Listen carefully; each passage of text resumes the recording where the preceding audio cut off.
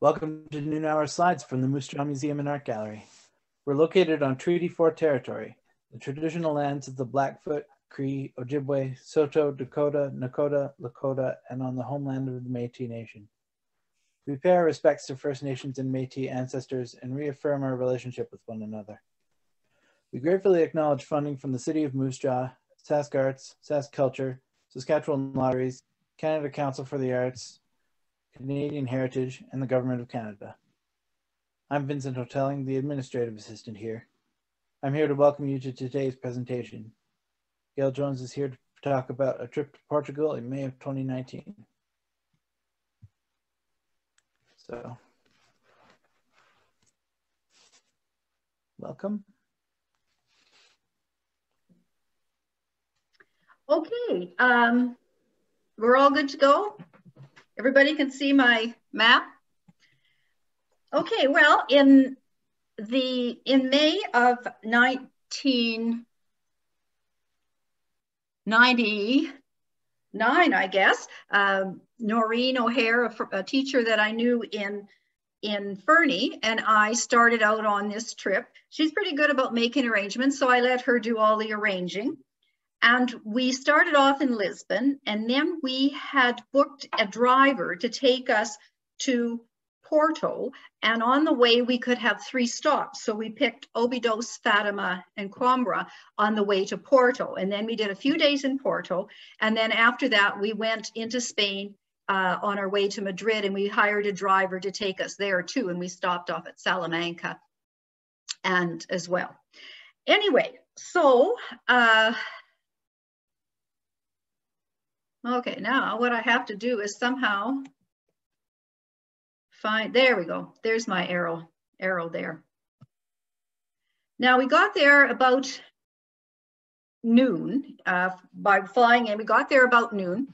And so we didn't get started till about 2 o'clock in the afternoon. And our first goal was the top of the hill there in the Castle of St. George. We stayed in the old district, the Alfama district. A lot of winding little streets and very historic, but off we go up the hill to get to the castle. Now this castle was actually, there were Romans and Phoenicians in Lisbon, as well as Visigoths, and then the Moors came, and so these are all different ruins of that time. Mostly Moorish here, because that's when the big castle was built. There's also a statue of a crusader. And why there's a crusader statue here is that the Knights Templar actually kicked the Moors out of Portugal. So the Moors came quite late, much after Spain, and then the Knights Templar kicked them out. So they're only there for a couple of 100 years. And then when the Knights Templar got there, it became a place where the Crusaders left from and got all provisions and ready to go to the Crusades. So that plays a big part in the life of Lisbon. And here we are taking a break, and we're having a little lunch, and we had our first cod cake there. And that's sort of the hamburger of Portugal, the cod cake. And I wasn't about to ask where the cod came from, because I'm afraid that they were going to tell me Canada, but I'd eat it anyway if it was Canadian cod. So here's going up the hill to the castle. The castle's on the top of the hill, and these are the pictures of the Arab ruins. It became a Portuguese stronghold and a castle for a royal palace at one point too. Here's the statue of the Crusader. And this is where we stopped for our cod cakes. And there's the Moorish castle. And then you get a great view of the city from up there. The arches are part of an old Portuguese castle. Now this is a views from the top of the hill, and you notice the Christ statue there. And it's very similar. There's one, of course, obviously everybody knows in Rio de Janeiro, Brazilian again, I guess, hey? So a lot of similarities there. The streets are extremely tiny, and sometimes they're so small that if a car comes by, you have to jump into the step of the house so that you don't get run over. So you have to keep your wits about you. Beautiful architecture, absolutely beautiful architecture. And the streets have all these mosaic tiles. Not all of the streets, many streets have these mosaic tiles. The first place I saw these were in the Copacabana of Rio de Janeiro. So again, Portuguese colony, a lot of similarities. It's built on hills, so there are many ways of getting around Portugal. There are a lot of stairs that you can climb, hills you can climb. One of the best ways is one of the little trams. These trams were pre-World War I vintage. So they're really historic and they run wonderfully. We bought what was called a Lisbon card, which gave you access to all of these trams and a number of museums. And it was so quick and easy to go. No standing in lines. It was the best deal ever, the Lisbon card. So that's the best tip I can possibly give you.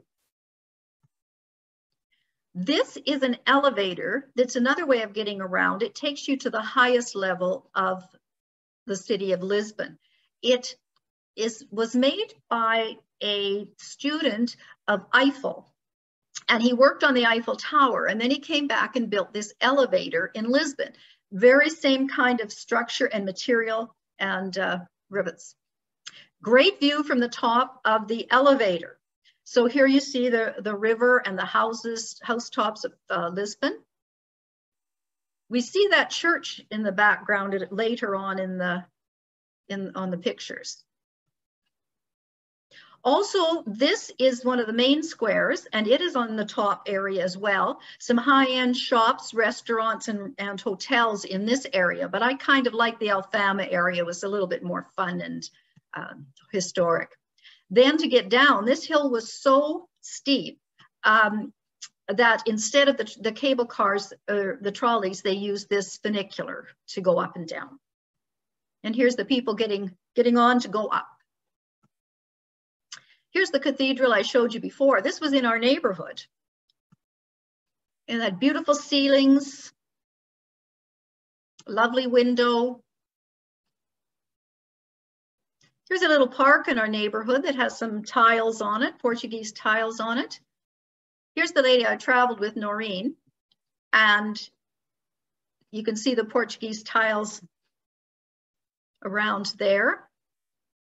Now, one of the big historic milestones of Lisbon is a 1755 earthquake that absolutely leveled, through the earthquake and fire, the part of the city that we're going to see now.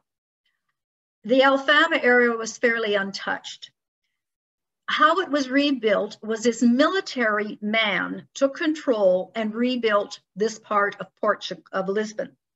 He was a military man, so there's no frills, there's no ornamentation. These are put up and as basic accommodations, similar to how they would build the military headquarters for the soldiers. So you're not seeing the ornamentation that you would in other cities. So as we're going down, this is the archway. It's going to lead to the Plazo Commercial. And it's a lovely little archway there. The fellow that did it is actually the fellow in the statue you can see through the arch. His name was the Duke of Palma. And this is the square from a different angle.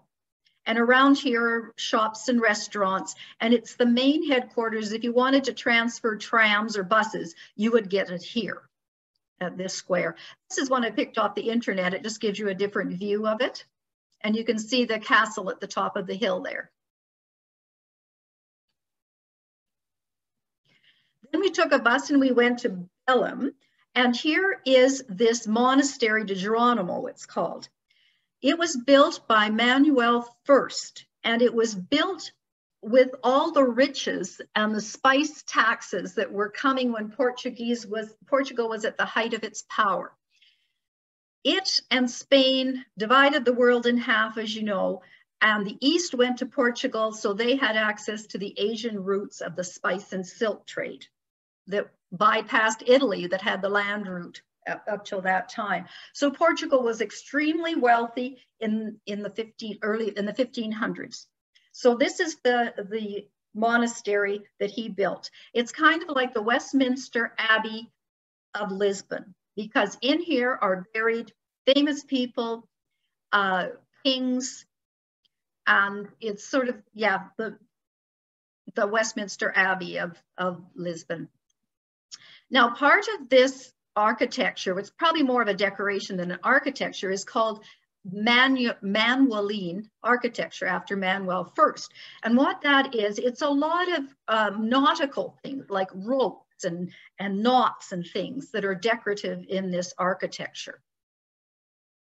One person buried here is Louis de Camões, who is actually the Shakespeare of Portugal. And here's his tomb right in the church. The other person buried here is Vasco da Gama. He was the Portuguese Columbus. But the ironic thing is that Columbus came and asked Portugal to give him money to fund his trip to the New World, thinking he was going to find Asia by going west. And the Portuguese said, well, you don't know what you're talking about, because we know where the Far East is, and you're not going west. We know that you have to go around the Cape of Africa to get to the Indian Ocean and the Far East. So they told Columbus, well, good luck, buddy. You don't know where you're going. And luckily for Columbus, he actually ran into something, even though he didn't know what he'd run into, but it got gold for Spain. So who's to argue? So here's Vasco da Gama's voyage. The Cape of Good Hope had already been rounded by Bartholomew Diaz, who's also Portuguese. So the Portuguese had been plying Northwest Africa all through, well, from 1450 onwards. Portugal pretty well ran the Africa and had forts along there as well. And then Vasco da Gama went around, found the Indian Ocean and India. And that was in the late 1490s. After Columbus, he landed in India. So that gave them all of the Asian routes with the silks and the spices and teas, and they became extremely wealthy. And in the same monastery, there are these wonderful cloisters, again with this Manueline architecture with the knots and the ropes in the design. And this is one of the beautifulest, most beautiful, I should say, cloisters that I have seen. Absolutely amazingly done, beautiful.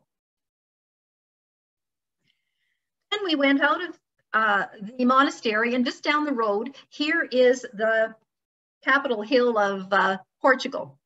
The president used to live in here, but he doesn't anymore. But a lot of the government offices are here. The president lives in a little seaside town that we'll show you later. And there's a walk along the river here. We cleaned it up. It's a lovely pedestrian way. Notice men are fishing. And we're heading towards the Age of Discovery statue. And this is commemorating the years of the Portuguese control of the eastern part of the world and their discoveries. And it was all due to the man at the head there, Henry the Navigator. He was a man of science, and he got the Portuguese building these lightweight, fast ships called caravels, and he's holding one in his hand there. They also were into the science of navigation, so they were able to know where they were on the seas. So without the Portuguese and their expertise in this, it would have been a much longer time before the world was explored. And also on the statue are some of the soldiers and priests that made this happen. Another view of the same statue. That's sort of what Lisbon is known for, is that statue. Here we have the Tower of Bellum, and this is the last thing the sailors saw when they left port. It was a fort as well, so it's very old, and it has this tower. And this little defensive tower, was actually one that I also saw in a Portuguese fort in Morocco, Assyria, Morocco, and also one very similar in Sri Lanka, which the Portuguese ran at one time too, before the Dutch kicked them out. So all of these Portuguese things are still left in the world. Macau, I haven't been to Macau, but I'm really interested into seeing if they have the streets, the tiled streets, and any kind of a fortress like this. So if you've been to Macau, please let me know. I'm quite interested in that. It was 30 above every day, and this day was 36 degrees out. And Noreen had a pedometer on us, and we did 20,000 steps that day in 37-degree heat. But we weren't stopping. This place sold famous Portuguese tarts, but the lineup was so long and it was so hot, we said, we'll eat them another time. But this is the famous place. It's across the street from the monastery, and the monks were the ones that made these pastries. And this shop still exists from that time. These are the custard pastries, lemon custard pastries, and very, very tasty. So that's another thing you have to do in Lisbon, is have one of these tarts. So at night, after we walked all these steps in this heat, we decided to take in a fado show. So they serve you supper. And the fado is Portuguese answer to the blues, but it's very emotional songs, and oh, they're almost to tears, and oh, dramatic. And anyway, it's quite a hoot going to one of these things. This is a very tiny room. At the most 35 people in there. There's only those two tables from the doorway. So the doorway is on the other side of that man in the front. There's the doorway leading to the street. So anyway, a lovely meal. These are the musicians. The first guitar player was very good. And you see the white little curtain at the back, that was the bathrooms. So you couldn't go to the bathrooms if the band or the singers were playing. So, because then you'd have to walk through all them. So that was a no-no. So anyway, they had a couple of singers. This is one lady, oh, she's yearning for something. Oh, love. Anyway, it was wonderful music, and it was so much fun. And here's the guy that owns the place. Oh, well, he comes out, he'll sing a song. So he comes up to sing a song, and then here's the other. She was very good. This one here was probably the best. She was also one of the guitar players. But then in the meantime, you've got people coming in off the street. Oh, hey, there's Sarah. Come on in, sing a song, Sarah. So off she'd come, she'd sing a song, and then she'd go and somebody else would walk in and they'd sing a song. So it was quite fun. And then there was one lady there that was very humorous. And she had us doing a song with kissing noises in it. And it was a funny song. So everybody had to go and clap our hands. And anyway, it was a hoot. The whole night was just absolutely fun. So if you had a chance to go to these out of the way little fado clubs, go. I wouldn't suggest maybe a huge, large one. This one here was fun, where you get this tiny little place and you get quite atmosphere. So it was wonderful. And we walked home at night, and these are the streets in the Alfama at night. And we were like about the only people on them. The next day, they were having a big celebration for their patron saint. And the little red cart kind of thing, straight ahead, was actually where they were selling beer. And to the right was a children's play area that they were going to use the next day. And we were out of town the next day. We were leaving for the day. And here's some of the neighbors sitting out on the lovely night. There's no laundry hanging, but in this Alfama area, the ladies are still hanging out their wash across, the windows on the upper floors. So this day we actually took a guided tour, which is good, to Sintra, and so we could go into the cooler hills. This Sintra was a town that became very famous in the 1800s because all the Romance poets wrote about it, and the queens and kings of Europe would have little palaces here.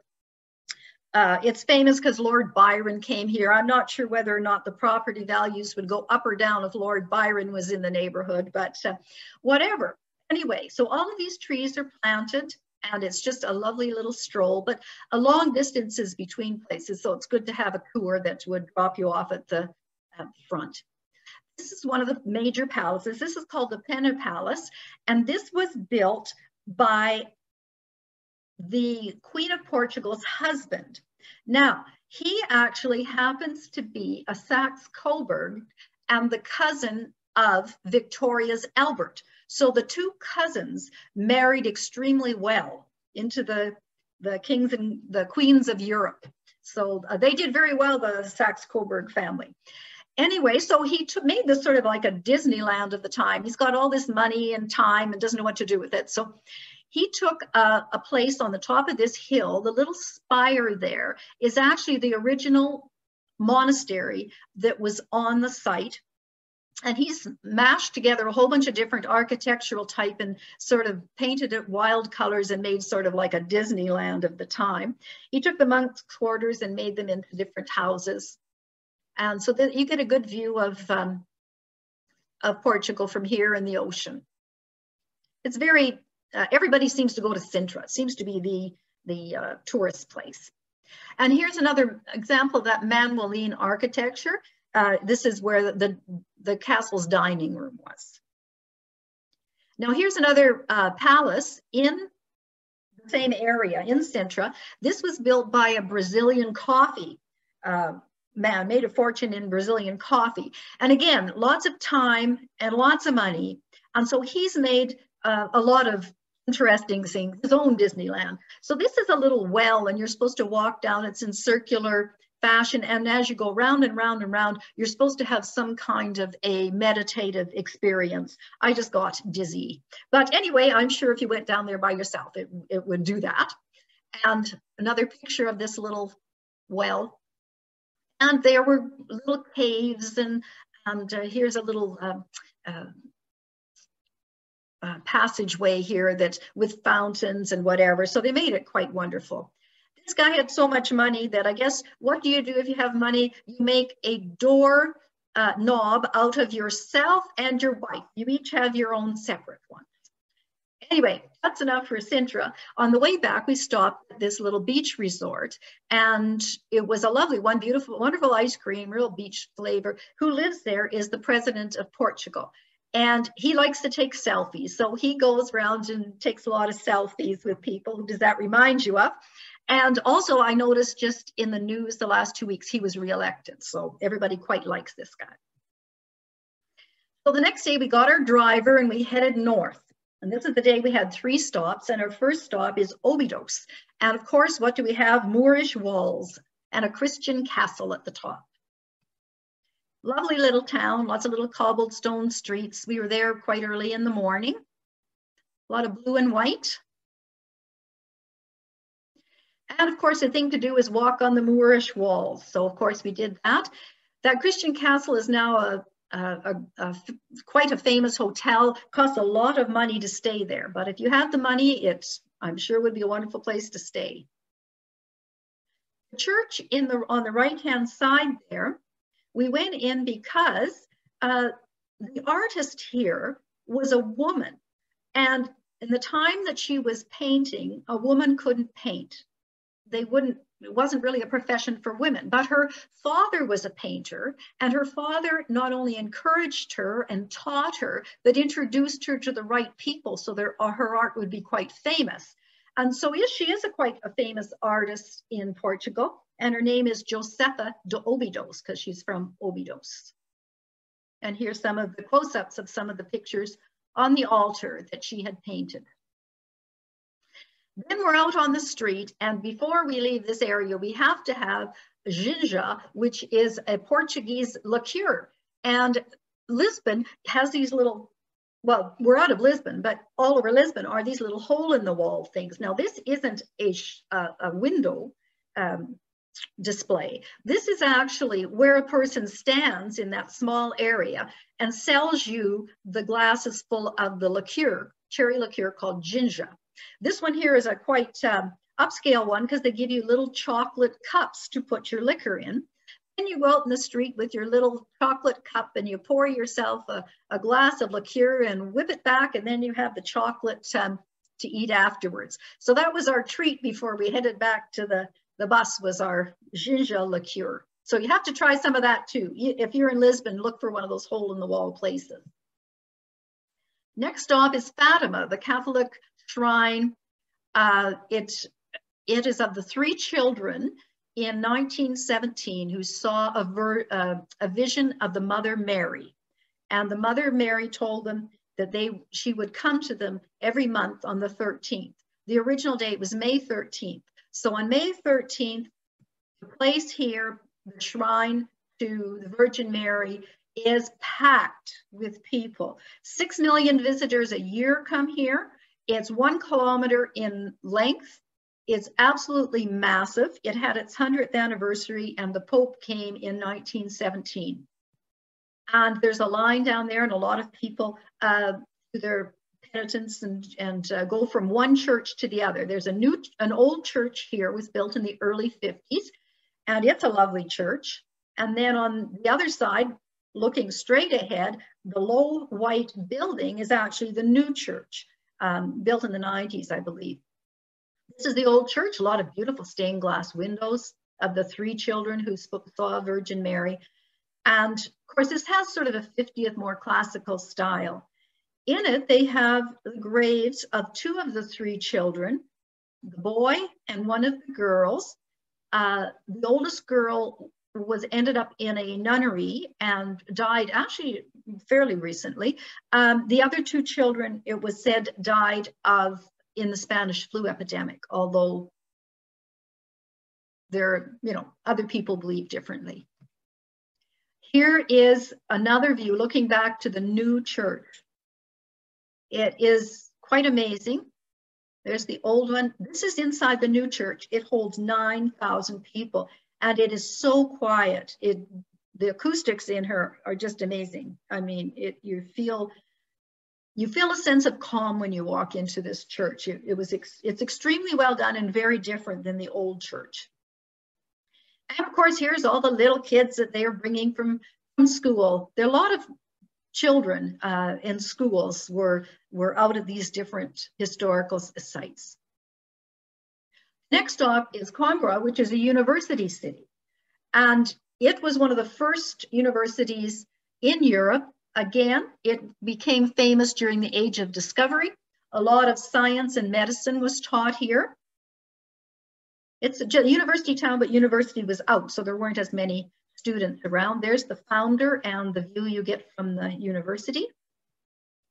It has a massive library of books from the 14 and 1500s. When I asked them which book is probably your prized possession, they said it was a book from that Shakespeare of Portugal, that Louis de Camões. Another thing about this library is it opens right onto the courtyard there. Like, there doesn't seem to be any kind of air conditioning or anything. So we asked, okay, now, how does this work? How can you keep these books this way? Well, quite interesting enough, they have bats.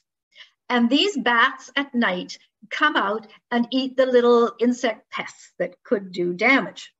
Although then they have to cover up all the furniture because the bat droppings would wreck the furniture. So somebody's job is to cover up the furniture every night, which I thought was pretty good. Now, Moose Jaw Art Museum, I noticed, is after a new kind of, their controls for, now Vincent can tell me a little bit more, but apparently the controls for the environmental controls of their collection is not working well. So just make sure that the city of Moose Jaw doesn't know about the bats, Vincent. They may try to get some bats in there instead of fixing it up for you. Anyway, good library there. This is where the students took their exams. This is the ceiling of the room where they took their exams. So quite elaborate. Also, these students have got cloaks like the Harry Potter book. And why do they have cloaks like Harry Potter?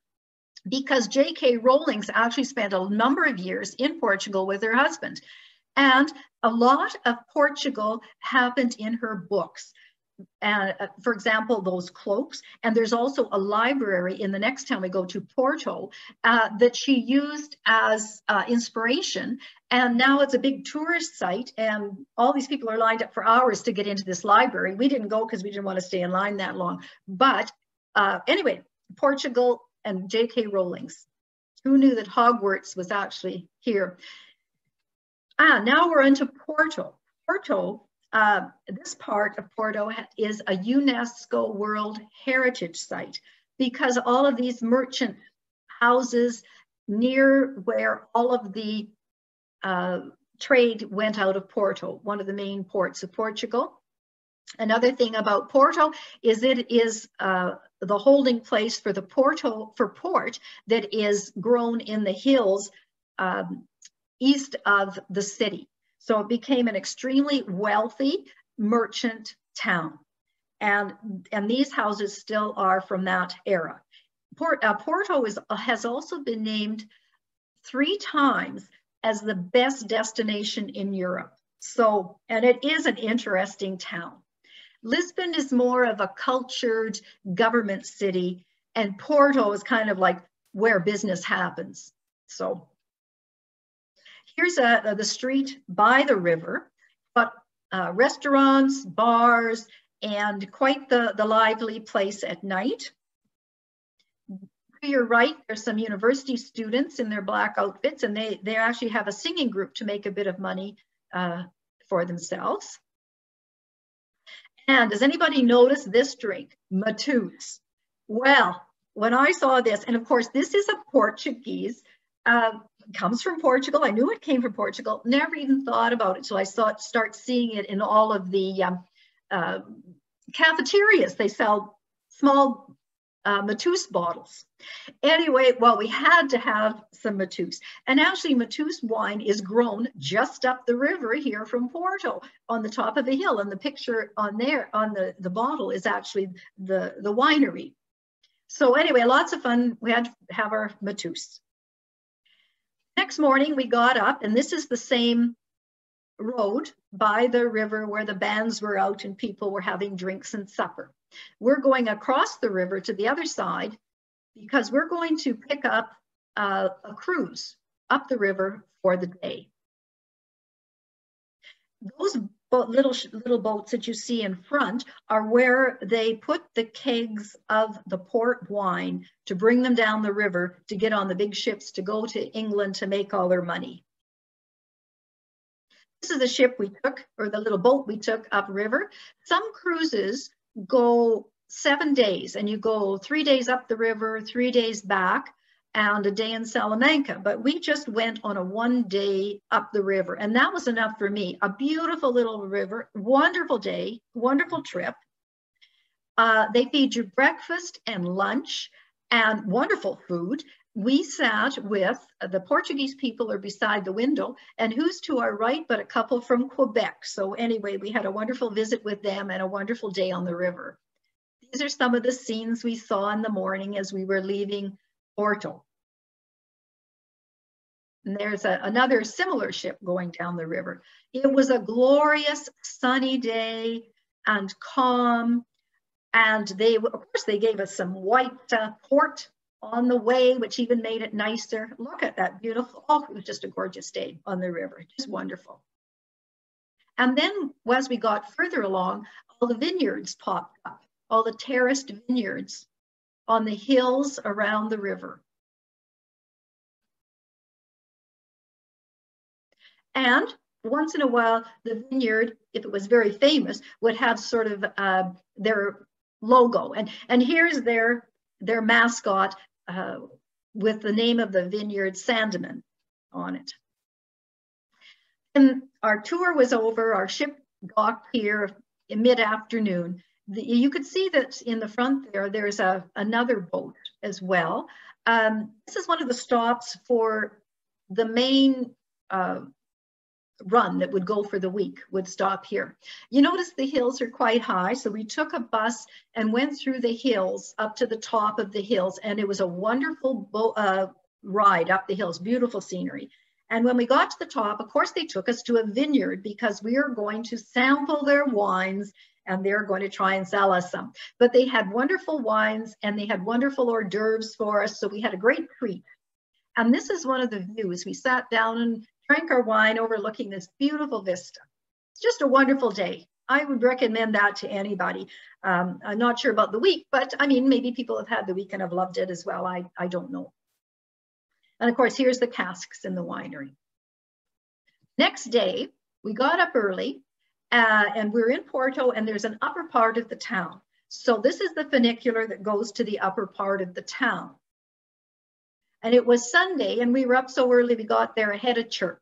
But this is a lovely cathedral, and to the right-hand side, great views of the city and the river.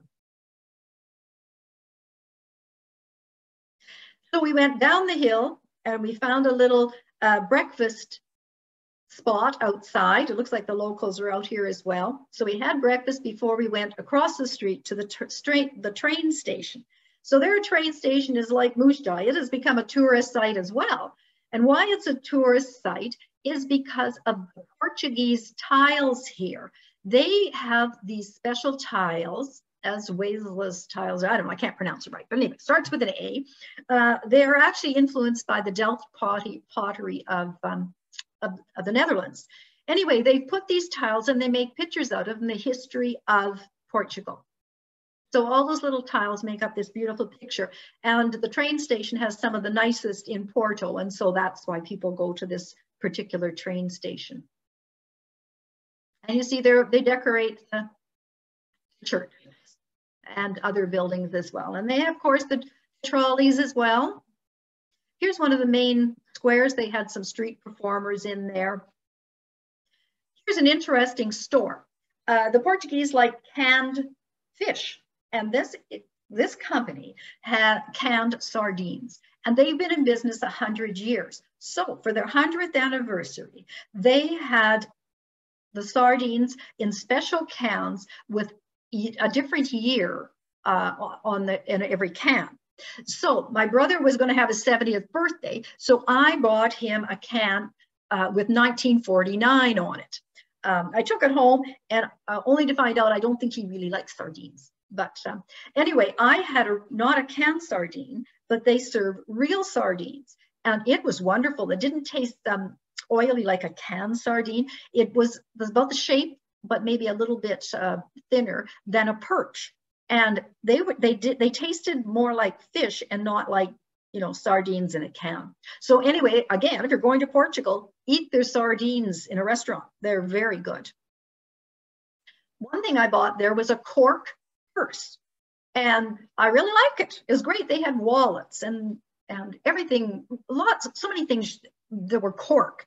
And anyway, I quite like my cork purse. But what other thing, you know, they don't have cork very much for wine bottles anymore.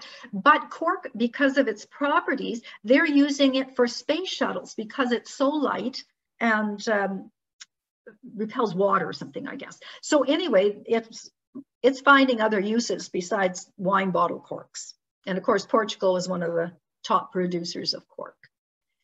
So a couple more pictures of Porto. And of course, we had to go to a port sampling place, of course, and they were showing us their cellar. And then, of course, we had to try some. And there's a tawny port, was a lighter one, and then a darker port. And it was very good, very good. I can see why the British bought port in huge quantities. Then the next day, we're on our way to Spain, and we got another driver who took us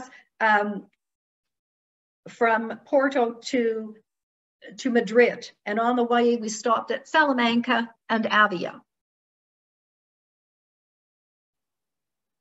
And a lot of different forested areas. They actually introduced the eucalyptus tree. And the eucalyptus tree has been very good for Portugal. However, when they have fires, as in Australia, those eucalyptus trees go up. So they're very wary of their fires. But also, because, you know, the Urals have different countries specialize in different things. Well, Portugal's specialty for the European Union is eucalyptus trees that make very good toilet paper. So apparently Portugal is called the bathroom of Europe because they do that. A lot of storks in the trees there, and they eat the grain in the fields.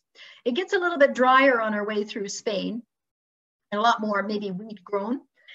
In Salamanca, the big deal is the two churches. There's an old and a new cathedral side by side. The first one that has the round tower was built in the 1100s.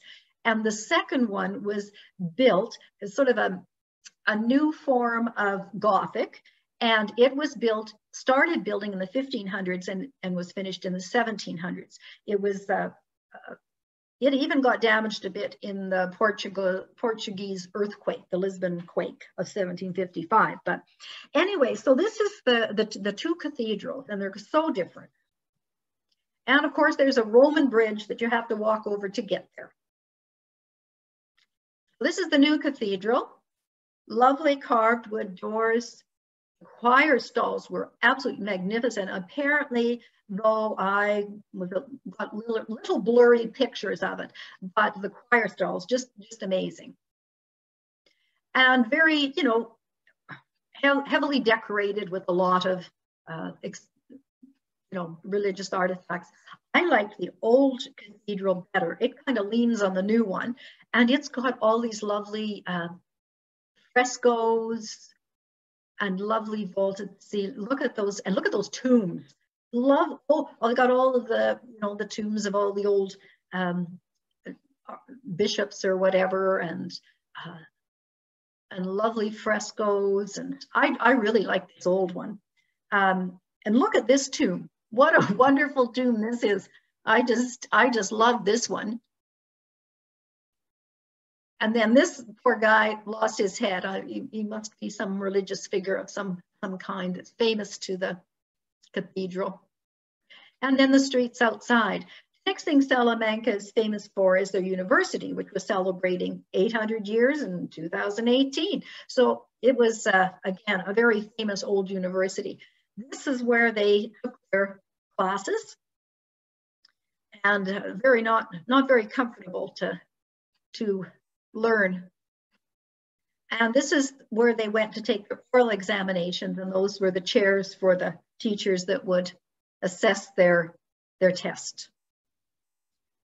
Last stop is Avia, and again, this is famous for Teresa of Avila, who was a saint who saw visions and was granted sainthood because of that.